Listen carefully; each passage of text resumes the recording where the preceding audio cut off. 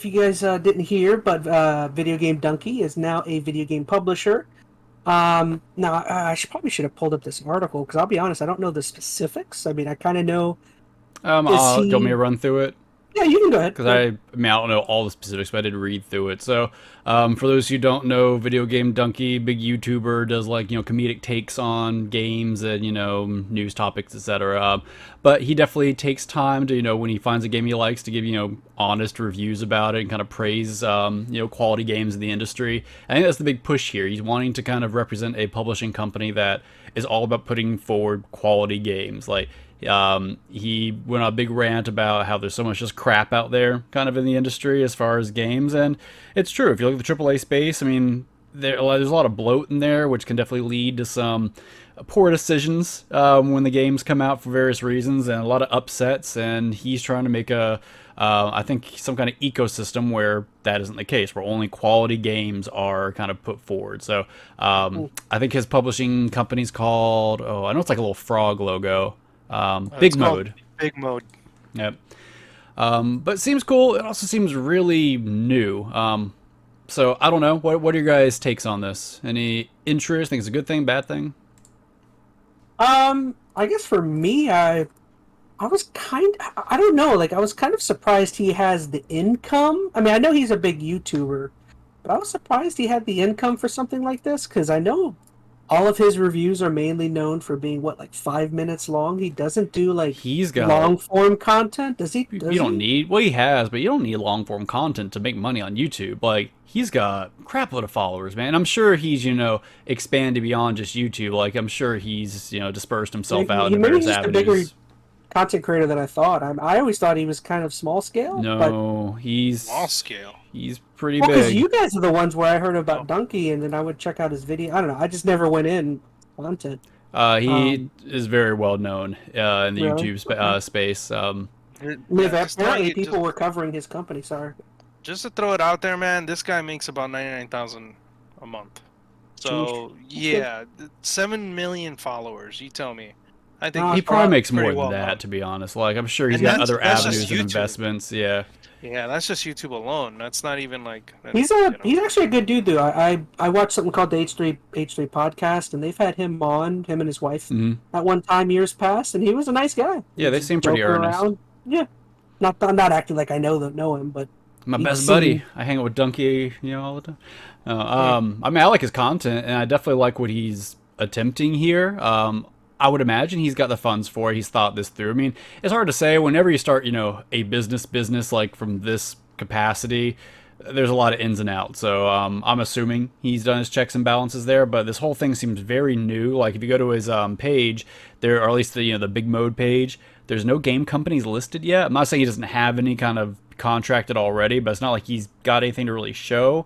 And when he put the pitch out, it was very much like a request. It's hey, if you are a company who's interested in getting your game out and it's of quality, reach out to me kind of thing. So kind of a grassroots kind of thing, which is neat that he's kind of, involving the community at that level and, being open to have anybody kind of reach out. I suggested because Metal Gamer does some game dev stuff, some modeling and some animation, sound design. So reaching out might be a good idea. He's dubbed himself a publisher, so I'm assuming that means he doesn't necessarily have know-how in terms of the actual game development, but he's putting forth the revenue to people to come in and develop.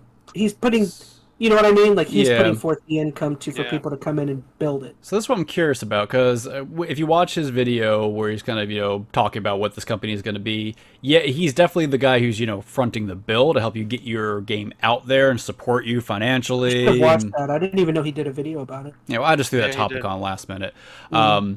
But he's also being he does kind of tout his own expertise with gaming knowledge. I've been playing games forever. I know what makes a good game, what doesn't, which comes across a little strong. I'm not saying it's incorrect, but games are subjective. I mean, there is an objective quality to a certain extent, what mechanics work, what doesn't. He's kind of proclaiming that he's got that insight, and he's gonna kind of use that to pick and choose and cherry pick the directions that the games, not that the game should go, but the kind of games that he's going to support. He's saying he's not going to take the reins of any of these games and kind of control them, but he wants to have that level of input, or I don't know. So I'm not sure exactly what his role is going to be in the companies he takes over, but he's acting like he's going to have some role. So I'm curious how that's going to play out.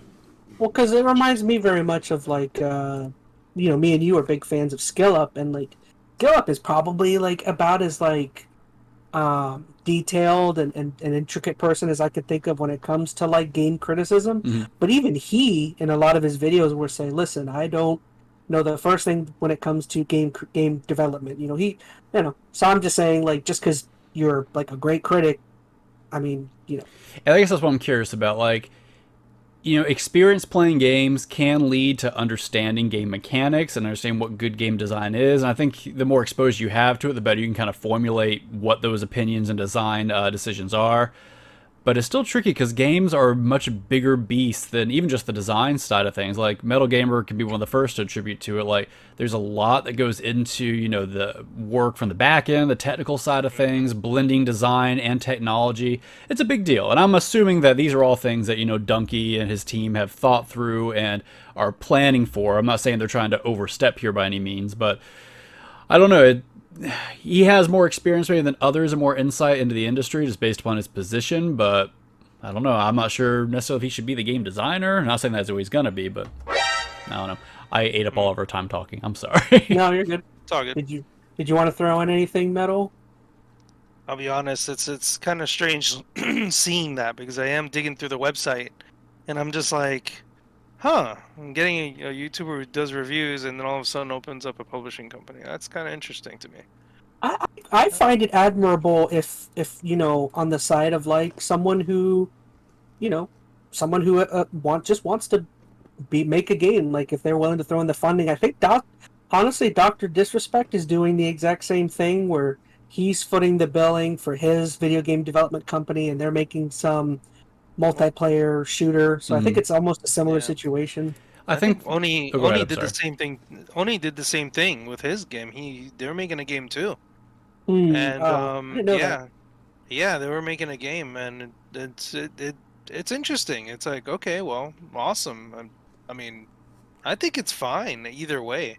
I mean, if he's trying to curate good games that go through, I mean, yeah, there is a lot of crap out there. I'm not gonna say there isn't. If he can remove some bloat in the process and keep things focused on designing good games, because you gotta think when you're talking about the big Microsofts and the Sonys, there's so much going on there from a bureaucratic standpoint, just a business standpoint that does impact the games that are coming out. They have to make decisions to make sure, okay, is this game going to be profitable? Is it going to have a return on investment by X amount of time?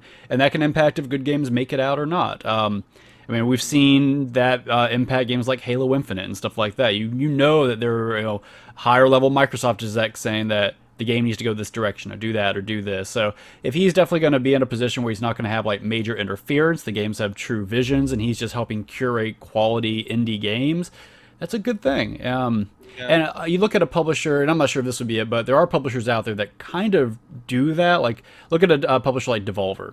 Like, very rarely do they put out a game that's a miss. Like, it seems like they are very focused on choosing games that they really believe in, supporting, and letting those developers, build the game they want. And if that's the kind of situation that Dunkey's trying to put himself into, I think that's great. It's similar with what's the